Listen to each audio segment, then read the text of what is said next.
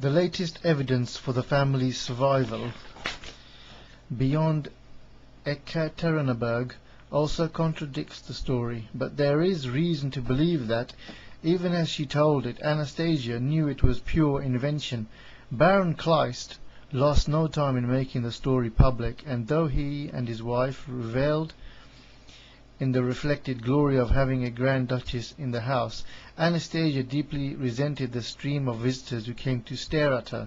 Under the strain, her health deteriorated, and she ran away.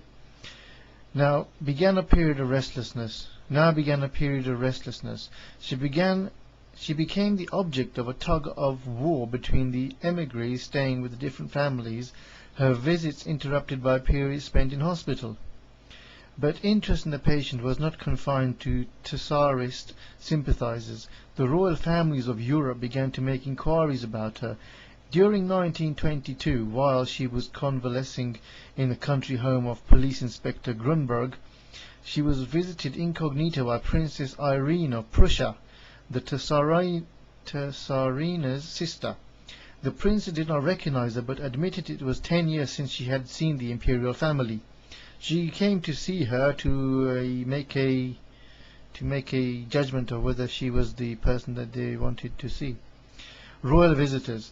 Aunt Irene was to become one of Anastasia's most vehement opponents, yet the meeting upset her so dreadfully that the subject became taboo in her house.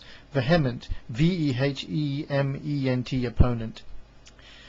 When she was approached later, she protested, "I could not have made a mistake." Suddenly she began to cry, and in tones of anguish burst out, she is similar, but what does that mean, if it is not she?" As for Anastasia, she was humiliated and bewildered when she realized that her aunt had come to her pretending to be a stranger. Crown Princess Cecile of Prussia, daughter-in-law of now exiled Kaiser, was the next royal visitor. She was struck at first glance by the young person's resemblance to Tsar's mother and to the Tsar family. To the Tsar himself. But I could see nothing of Tsarina in her. But Cecil later told her brother, "I almost believe it must be she." During 1925, Anastasia was visited in hospital by former nursemaid Shura and her husband Pierre Gilliard, who had previously been the Romanov children's tutor. Shura had been sent by the Tsar's sister, the Grand Duchess Olga. Though Anastasia was delirious, they were sure enough of her identity to urge the Grand Duchess to visit the invalid herself. As with Shura, when Anastasia recovered, there was an instant and positive response on both sides. "My reason cannot grasp it," said Olga, "but my heart tells me that the little one is Anastasia, and because I have been raised in a faith which teaches me to follow my heart before my reason, I must believe that she is." Yet when Anastasia's case came to court, neither Olga nor Gilliard stood by their original conviction that this was she. During the same year, Anastasia's friends made overtures to Tsarina's brother, Uncle Ernie, the Grand Duke Ernst Ludwig of Hesse, as they were preparing a dossier to show the Duke. They asked the patient where she had last seen him, and she astounded them by saying, "In the war, with us at home." This was surely impossible, for friends argued, since Russia and Germany had been enemies. But Anastasia insisted that her uncle had traveled incognito to Russian court on a secret peace mission from her father's cousin, the Kaiser.